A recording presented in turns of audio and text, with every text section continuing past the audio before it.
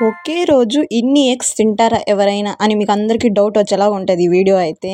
Morning అయితే సేమియాలో అయితే egg వేసి అయితే చేసినాను. ఇదైతే మా ఫ్రెండ్ రెసిపీ. సో, తనైతే నాకు చెప్పింది. సో, చేసినాను. ఇంకా మధ్యాహ్నానికైతే ఎగ్ రైస్ అయితే చేసినాను. నా స్టైల్‌లో సింపుల్‌గా, టేస్టీగా. అలాగే ఈవినింగ్ అయితే మా మమ్మీ అయితే ఇక్కడైతే ఒక కప్ ఐస్ లాగా తెచ్చినారు.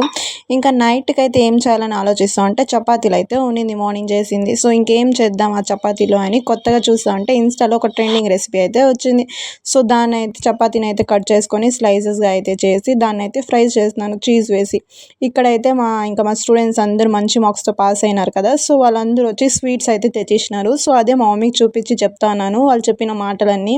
సో, మా మమ్మీ అయితే సంతోషంగా అందరూ పాస్ అవ్వడం మంచిది అని చెప్పి చాలా హ్యాపీగా ఫీల్ అవుతున్నారు.